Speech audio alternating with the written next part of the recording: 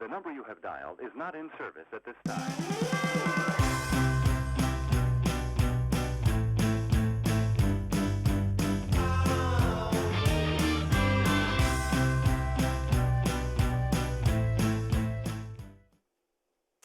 Hello, good morning. I'm Patrick Cristiano, your host for Spotlight on the Arts.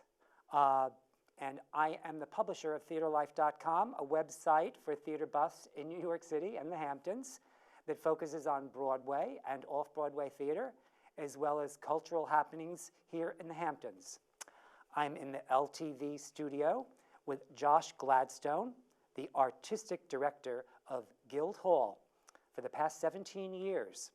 And he just recently directed a show that closed last night at Guildhall called Extinction. Welcome, Josh. Thank you, Hey. Patrick. Nice to be here. Thanks for having me. Thank you so much Thank for you. coming. This is my pilot episode. Congratulations. And you're a little bit of my guinea pig, but not really. Oh, okay. No, I've been wanting to do this. I really wanted to sit down with you before and do an interview with your whole cast. Oh. So you had a terrific show. Thank you You've very done much. a wonderful job Thank of you. it. How did it go Thank for you. Well, it went very well. I was very, the play is called Extinction. Right. By Gabe McKinley, who's a young playwright. And it was produced by a young company that sort of just came together to create a show. It's very grassroots, very, hey, let's do everything together. So the principals were Sawyer Spielberg and Ray Levine, who are a lovely young couple. And they played two of the leads. It's a 4-character play. They were joined by Eric Svensson and Bryn Kranak. And they all wore all the different hats. They produced it. Ray did a beautiful set design. Oh, the set design by Ray a lot of fun. was phenomenal. The audience sat on the stage surrounding a 2-room hotel suite at the Borgata Casino in Atlantic City. The audience is sort of tucked in there as if they were in the walls of the hotel room, and the walls are transparent, and it works really well in this play because it's such an intimate, dynamic, energetic. You're right there, and the play itself, there's a lot of cocaine and fighting and sex and booze, and here's the audience right here, and it's happening right in front of you. So an immersive experience, and one that was, I think, a lot of fun for, excuse me, my eyes are watering a little bit, a lot of fun for the audience, so. No, it was terrific. I mean, the set was like one of the most phenomenal aspects of it because you really actually felt like you were a fly on the wall. And Ray, her set was just... She's an architecture student. It was her first scenic design, but she put so much attention into it. And Joe Brondo, who works at Guildhall, the sound was did a terrific. gorgeous job with the projections. We had a video projections overlaid over the set, so you walked in and it felt very Psychedelic. neon and psychedelic. Yes. So thank you for that. We had a lot of fun, and it's one of those plays that everybody said, oh, it's over. We did 3 weeks, and what's next? So I think we're hoping to move it to New York, so maybe there'll be a second chance to have the cast back. Well, good luck with that. That Thank sounds you. fantastic. And next up is Angry Young Man, a play by Ben Wolfe. Angry Young Man, yeah. That recently just closed at Urban Stages. Now, I got to see the opening. I was there at opening night. Did you like it? It was, Yeah. Read my review on theaterlife.com. Okay. It's a rave. It's a rave. Yes, it's a rave. Good. It's a rave. It's a satirical comedy Yeah. that sheds light. It's very topical. I think so. I mean, it's about an immigrant's experience, and it was originally done in the Fringe Festival in Australia, and it won some awards. They moved it to London. This is the U.S. premiere that we're doing in partnership with Urban Stages out of New York, a little off-Broadway company. So, I mean, is it topical? It's sort of topical. They took the Russian. It was written as a Russian emigre to London, and they've changed it to a Syrian emigre to London. But it's not a hard-hitting political play by any means. It's just more of a broad farce, and it sort of looks at both. It skewers both the left and the right, and it looks at everything through this immigrant's perspective, sort of stranger in a strange land. And all the characters he meets, everybody's trying to guide him this way and that way, and he's just trying to understand and fit into a culture that he's not really familiar with. And I think it lends itself to a lot of, Steve Hamilton's directing it. Oh, yeah, yes. He's directing it very broadly. It was phenomenal what he did with it. The cast, you're having the same cast. Yeah, right? the same company is coming out. Was, they juggled so many balls and did everything beautifully. It was just wonderful. Oh, I can't Absolutely wait to see wonderful. it out here. Well, it's it's very much about clowning. There's a lot of some of the actors in the company are trained professional clowns, and it's the four characters. If I can just say what the premise is. Yes. The four actors in the play all the parts and switch constantly. So the Syrian emigre is played at different times by all four cast Right. members, and they all take on everything from the romantic leads into the villains, into the furniture, into the scenery. They become the scenery. So the conceit is very playful, very broad. At the same time, the story is it's a bit of a weird adventure of this guy through the underbelly of London society. And I think it'll be fun. I think it's a short play. It only goes about 85 minutes, 80 minutes. So, boom, boom, boom, A to Z, zip. And I think it'll be good for a great way, in my opinion, to launch Guildhall summer season with a big, hearty belly laugh. And it certainly was, because the cast, like you said, they play all the different parts, and they did it so beautifully. Everybody inhabited each moment. It was full, it was rich, it was funny. It was. I had a great time watching it. So I'm sure, and I can't wait to see it again, actually. Yeah. Oh, good. Yeah. That's high praise. And I don't see things twice. I know you're kind of tough that way. So, wow. And it opens. Is it May 31st, or is it preview? Yes, May 31st, our first preview. We open that weekend. And then we run through 3 weeks in June. June 18th. June 18th, yep. June 18th Yeah. is your closing date. Yeah. So we're looking forward to seeing that. Thank you. And you have a really good season planned. I hear Jay Leno is Jay gonna- Leno is very exciting. It's his first East End appearance, and he's flying in on his Learjet and coming into the theater and doing a special evening of his stand-up comedy. And then afterwards, there's a dinner where you can, if people are interested, it's a benefit. It's one of our big It's a season It's a spectacular. season spectacular. It's the first weekend in July, July 4th weekend, and there's a great dinner afterwards at a private residence where people can kibitz a little bit with Jay, and Alec Baldwin will be there, and he'll probably do an impromptu interview, as he often does at these events with Jay. So it's a lot of fun. It's a chance to rub elbows with him, and he's a terrific. He's the hardest working man in showbiz. At least he was when he had 2,000 show, shows a year. unbelievable. 2,000 Yeah, shows a year he's he does unbelievable. touring. This guy 2,000 is- shows. Yeah, and he's still got it. I've seen some of his recent stand-up online. There's some stuff, and he's he's very good. He's very awake. He's paying attention, and he's sharp. He's topical. So it'll be great to have him. Yeah, it's July He's 1st. kind of a legend. Yeah. July 1st. Yep, Saturday, and tickets are available through our development office or through our box office. But you don't have to go to the dinner. You could just go to see Leno too in concert and not do the whole dinner package. So those tickets are slightly more reasonable. Yeah, it's also too what you do every year at the Season Spectacular is when Alec does his little impromptu interviews. Yep. Last I mean, year was like- with Kathy Griffin, and we had the Beach Boys one year. Steve Martin, Martin Short. These are fun. These are a great fun way to launch the season. He's fabulous at that. I mean, he's terrific. really it's one of the best things he does. Those impromptu things. He gets up, yeah, and dynamite. he knows a lot of these people. He's worked with them, so he's always got an easy rapport. And he's terrific. He's been so generous to Guildhall. He's been the president of Guildhall now for a couple of years, and he's taken a real interest in us. He's got a program called the Hamptons Institute, which is one of his pet projects, which is a very politically based, topical lecture series. It's going to run for 3 lectures in August. Last year there was some really interesting guests, and it was very hot on the whole conservative politics and Trump and Obama. But now this year, I think he's going to focus. They're going to looking at more ecology issues and issues of sustainable agriculture and other. And, there's some topics that are very relevant, and he's going to also. It'll be political, I'm sure, knowing Alex. I don't think he'll be doing his Trump impersonation. But, and he also does the summer docs because he's a humongous supporter of the Hamptons International Film Festival, which is a partner of ours. And they've been doing the Summer Docs Festival. We haven't announced what the Summer Docs are, but those are documentary films that are hosted by Alec, and usually the filmmaker or a star of the film will come, and those are great, and they're very reasonable at $20 a ticket. Yeah, so. they're absolutely terrific. Yeah. I mean, they're wonderful, and he does a great job with them as well. He really gets everything very sharply. Yes, he's all right, he's yeah. so smart. He really is. So, and then you're also doing stuff with the National Theatre and the Opera. National Theatre of London has a screening series, which is a terrific series where we get a lot of their stuff that's running first at the National. We've got Obsession coming up with Jude Law. That's coming up soon in May. We've got, I think in April, we've got Twelfth Night, Shakespeare's Twelfth Night coming from the National. We've got The Angels in America. That's one I'm really two looking. parts, which Yeah. is coming in the. That's not for the fall. It's not for a while now, September. but September. But 2 parts of that, and that work is top notch. That's just to see, and it looks good at Guildhall because we have a terrific high def digital projection. The screen looks great. The audio is good. So to see this stuff, it's not quite the same as seeing it live, but it's not easy to fly over to London and catch everything that they're doing at the National. So it's a great way to stay connected with the pulse of, I think, some of the best theater on the planet. Yeah, absolutely, Oh, yeah. absolutely. Terrific.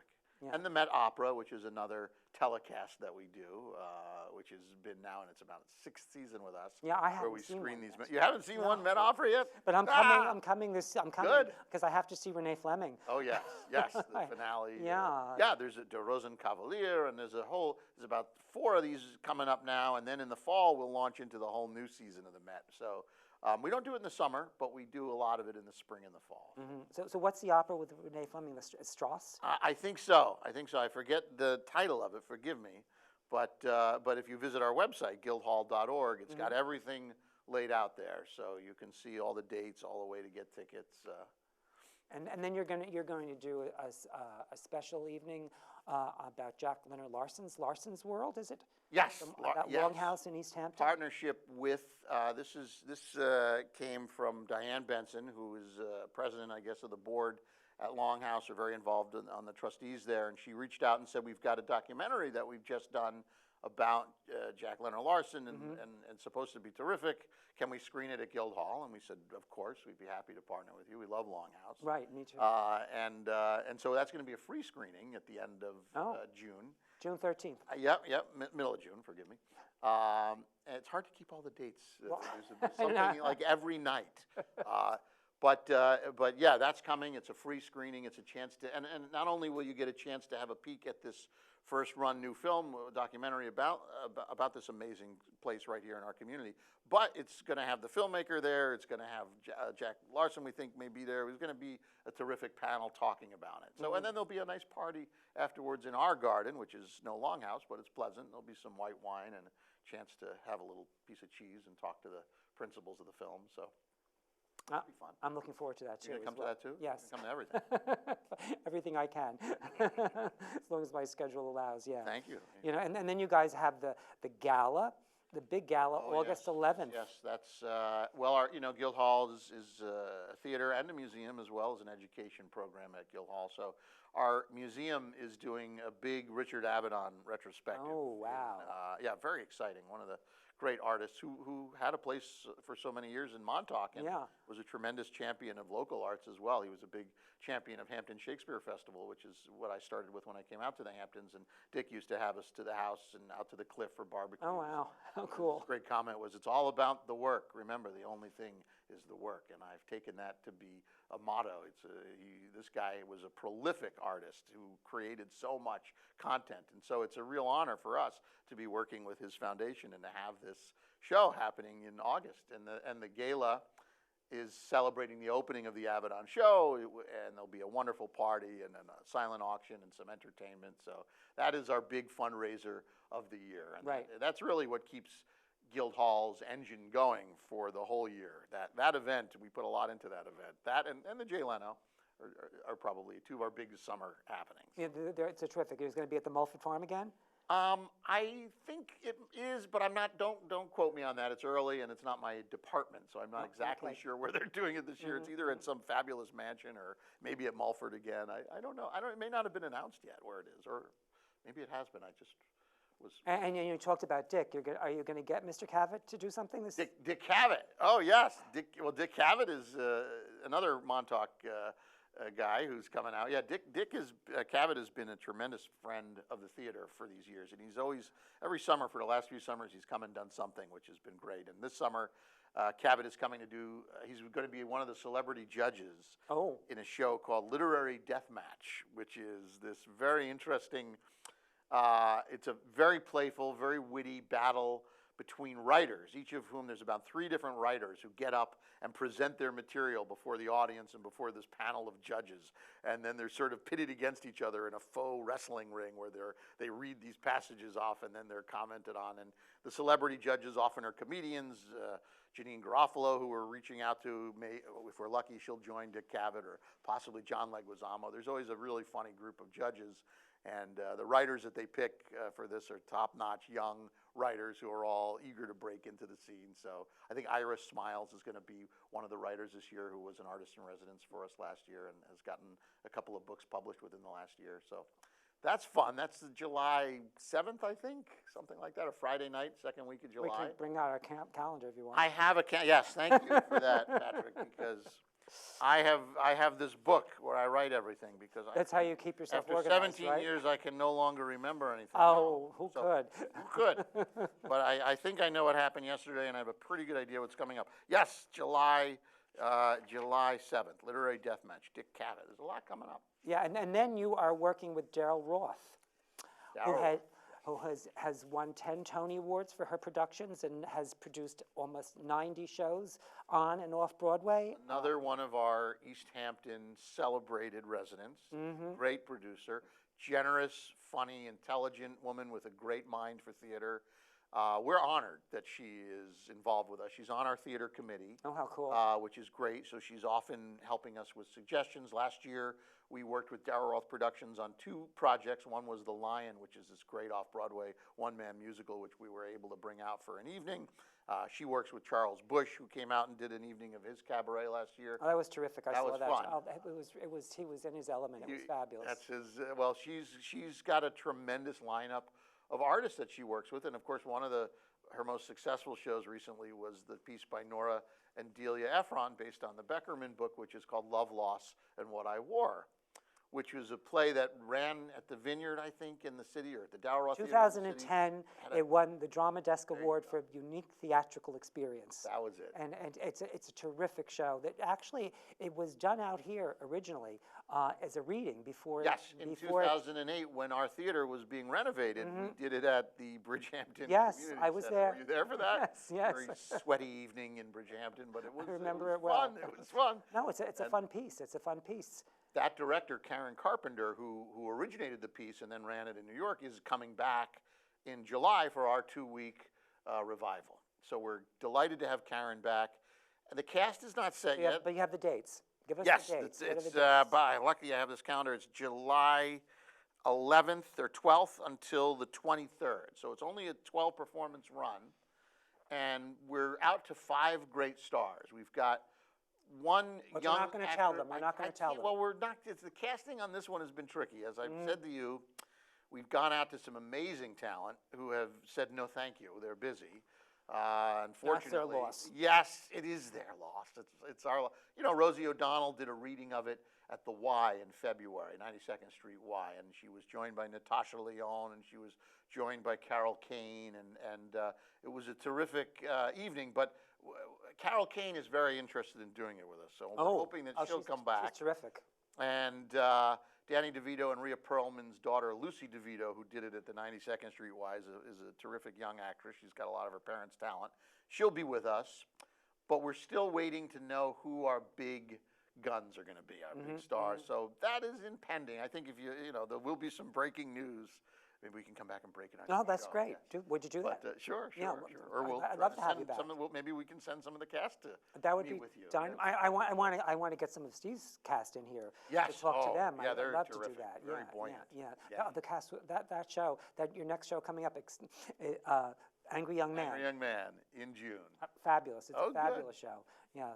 So now, what else do you have in your calendar that we haven't? Well, you might want to. there's a lot of stuff coming. I'd like to. We have about 8 minutes. We're not all theater at Guildhall, obviously. Right. John Drew Theater, we've got a lot of theater. We've got some play readings. We've got our John Drew Theater Lab, which is our informal workshop of readings and plays. We've got one coming up on Tuesday and tomorrow night, which will probably not make it by this broadcast time, but Venus and Fur that Tina Jones has put together. And we've got a reading of a new play called Detroit by, I think Lisa Lamore is the play playwright's name, and that's being put on by Chloe Dirksen and Joanna Howard, two artists that are connected to the community. Chloe lives in Sag Harbor. So our JDT lab continues. And is there still time if people want to reach out to be a part of it in the fall? JDT lab. I've Yeah, done we're something gonna now. in the fall. We've actually got like 4 of them or 5 of them set. But for 2018, we're gonna do a whole new roster of labs. I have got- something I'd like to pitch for you for the There fall. you go. There you go. Bring it on. It's a new play. We welcome all pitches. People Cool. can send me an email and say, here's what I'm working on. We've got some really exciting stuff coming in the fall from members of the community. Different Kenny Mann, the filmmaker, is going to be doing a piece, and there's some. What's her very, piece? It's called Nisula, and it's an African fable with music and mime, and it's a really ambitious project. She's got like a 20-person cast or something like that she's planning on using. So that'll be fun. That's actually in October. But before that, we have so much. We have play readings coming up. We have Richard Kind and Tova Feldscha are doing a play reading. Now we're of a back to new the regular play. season. Back to the summer season, because I think, just keeping in mind, this is called Assisted Loving. It's a comedy that was done by a New York Times writer named Bob Morris, who's got this very funny play about his father who is dating again in his 70s, and then the son gets roped into this kind of double dating with his dad, and it's a funny situation. Richard Kind is terrific, of course, so it'll be great to have him back. When you said assisted, I thought it was about assisted living or Assisted loving. Assisted loving. It's a funny piece. And speaking of funny piece, we have Eugene Pack, who is a terrific, a fun, light playwright who writes these wonderful little situation comedy pieces, and he casts them beautifully. Every year he brings a celebrity cast. This year he's bringing, speaking of Carol Kane, she's coming back, Matthew Broderick, and Malik Pancholi, who plays Alec's assistant on 30 Rock, the Indian fellow he's going to be out too. He's a very funny comic actor. We've got celebrity autobiography with Mario Cantone and Brooke Shields and Christy Brinkley is coming back. That's always a fun night. That's kind of a reading. But so what's the other one that he's doing besides celebrity? Celebrity autobiography. His play is called Sweet Birds. It's a What's new that play, about? Sweet Birds. I will admit to you that I have not read it yet. Oh, okay. He said, I've got Broderick and Carol Kane, and they want to do my new piece. Oh. And I said, okay, you're in. You're fine. Based on your track record, I'll look forward to, he was going to do another one, which I had read, and then he called me last week. He said, I just got to make a last-minute switch. I was like, okay. And what date is that? That is August 27th. Which is a Sunday night, and there's a lovely party sponsoring the Felix organization, which is a charity that provides camp services for people for kids in the foster system. So it's a great partnership with a great social organization. It's a funny night out. You can come, you can just see the play, or you can come and you can have wine and cheese with Matthew Broderick in the garden too, which is a treat. Oh, who wouldn't want to have who wouldn't wine and want cheese with Matthew Broderick, huh? I want to talk about the music though, because we have a lot of music. Oh, yes, and, please. G.E. Smith, who's the great, most people know him because for years he fronted the Saturday Night Live band, but he's a phenomenal world-class blues musician, blues guitarist, jazz guitarist, rock guitarist. He's one of the great guitarists working, and he happens to live here in our community in Amagansett, and his wife Taylor Barton is producing a series called Portraits, which had previously been at Bay Street. They're bringing it to us this year. And now what night this is 3 different Friday nights peppered throughout the summer. The first one is, I want to say, June 30th, and that's going to have, it's a singer-songwriter night. So these portraits, each night it's GE partnering with some amazing friends of his who are top-notch musicians. So he's bringing Paula Cole, who is a great singer-songwriter from the 90s. Where have all the cowboys gone? Oh, I remember her, yeah. She sings better than I do. Paula Cole, Sarah Jarosz, who is terrific. So you've got this sort of edgy veteran from the 90s, Paula Cole, playing with, she won 2 Grammy Awards this year, Sarah Jarosz. She won Grammy for Best Americana and Best Folk Album. I just heard her on NPR. She was on Prairie Home Companion this weekend. Gorgeous voice, Sarah Jarosz. She is in her 20s, and she is just, if you haven't heard of her yet, this is a chance to see her before she explodes. Do you know what night she's on? She's on a Friday, the 30th of June. Before that, but the night before Jay Leno.